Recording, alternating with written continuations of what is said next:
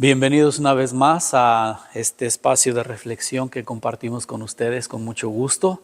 Ojalá que se encuentren bien. Vamos a dejar que la palabra de Dios nos ilumine en este día, meditando el Evangelio de Marcos en el capítulo 9, versículos 41 al 50. Escuchemos lo que nos dice estas palabras de Jesús. En aquel tiempo Jesús dijo a sus discípulos: todo aquel que les dé a beber un vaso de agua por el hecho de que son de Cristo, les aseguro que no se quedará sin recompensa. Al que sea ocasión de pecado para esta gente sencilla que cree en mí, más le valdría que le pusieran al cuello una de esas enormes piedras de molino y lo arrojaran al mar. Si tu mano te es ocasión de pecado, córtatela, pues más te vale entrar manco en la vida eterna que ir con tus dos manos al lugar de castigo, al fuego que no se apaga. Y si tu pie te es ocasión de pecado, córtatelo, pues más te vale entrar cojo en la vida eterna que con tus dos pies ser arrojado al lugar de castigo. Y si tu ojo te es ocasión de pecado, sácatelo, pues más te vale entrar tuerto en el reino de Dios que ser arrojado con tus dos ojos al lugar de castigo, donde el gusano no muere y el fuego no se apaga. Todos serán salados con fuego. La sal es cosa buena, pero si pierde su sabor, ¿con qué se le volverá a dar? Tengan sal en ustedes y tengan paz los unos con los otros. Palabra de Dios. Te alabamos, Señor. Escuchando estas palabras puede parecernos muy radical el planteamiento de Cristo, pero en estas comparaciones que hace, sin tomarlo al pie de la letra, nos deja entrever la gravedad del pecado. Y yo sé esta reflexión leyendo este evangelio que a menudo cuando hablando con personas creyentes, no creyentes, de distintas condiciones, situaciones que viven respecto a la fe, hay quienes piensan que ser cristiano o tener fe implica vivir como en la prohibición y estarse cuidando de que todo es pecado. Es pecado esto, es pecado hacer lo otro, no hagas esto, no hagas esto. Como si creer significara privarnos del mundo, de muchas cosas. Pero también hay quien por otro lado, tal vez piensan que no es necesario estar obsesionados o que nada es pecado, que todo se vale y que todo se puede. Son como si fueran dos polos opuestos. Entonces, ¿y quiénes creen que si no tienes fe, si no eres religioso, si no asistes a ciertas prácticas, pues vives en un continuo pecado? En fin, hay opiniones para todos, pero se repiten varias veces en este texto de Jesús la palabra pecado y es una advertencia, es decir, evitarlo a toda costa. Dice, más valdría perder las cosas más valiosas, los miembros de nuestro cuerpo, que dejarnos vernos afectados por el pecado. ¿Pero qué es el pecado?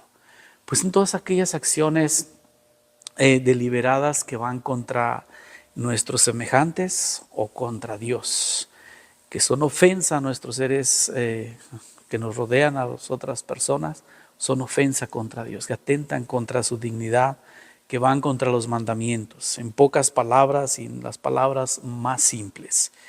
Ese sería una definición muy sencilla del pecado. Todo aquello que atenta contra la dignidad de la persona, que ofende, que hace daño al otro, y todo aquello que ofende y hace daño, no podríamos decir dañar a Dios, pero sí ofende a lo que Él nos propone. Pues, ¿y qué causa eso? Pues es algo que tenemos ya como en nuestra propia condición humana, que nos lleva a hacer lo que no debemos hacer. Y el pecado, en la oración más simple que rezamos, como la del yo confieso, como decimos, podemos pecar de pensamiento, con nuestras maquinaciones, con lo que vamos planeando, que no se llega a realizar, pero ahí empieza. Pensamiento con la palabra, con las ofensas que hacemos contra Dios, contra los demás. con las acciones, ni se diga, acciones concretas que afectan, que hacen daño, y la omisión. La omisión es aquello que podríamos hacer y que dejamos de hacer por una u otra razón. Entonces, ese es el sentido una explicación muy, muy sencilla del pecado y la manera en que la podemos llevar a cabo. Sin embargo, hay remedios para esto, y Jesús en el Evangelio que escuchamos nos pone en alerta, nos dice no eviten toda forma de pecado, especialmente aquellos que alejan a los más pequeños, a los más sencillos. Y si es algo grave que debemos evitar a toda costa.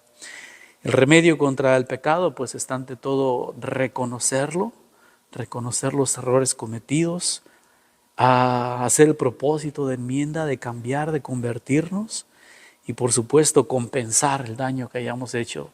Si se puede de alguna forma concreta pues hacerlo, compensar y si no pues también evitarlo en el futuro, no volverlo a cometer. Es fundamental pues para nosotros no tanto estar examinándonos y viendo qué hacen o dejan de hacer los demás y decir esto es pecado, aquello no es pecado, este hizo mal, el otro hizo mal. Nosotros mismos, tú mismo en tus propias acciones. Y ahí dentro de nosotros hay una voz interior que se llama conciencia, que nos dice, aun cuando nadie nos haya visto, aun cuando nadie nos haya dicho, qué está bien y qué está mal. Entonces el ser capaces de hacer lo bueno y evitar lo malo, pues es un principio que ojalá podamos aplicar constantemente en nuestra vida. El pecado Jesús lo pone como una acción grave que hay que evitar por el daño, por las consecuencias que trae para los demás y para nosotros mismos. Pueden ser cosas pequeñas, pero también esas cosas pequeñas llevan a cosas más grandes. Hagamos constantemente ese examen de conciencia, todos los días. Al final de nuestra jornada podemos decir, Señor, ¿qué hice hoy?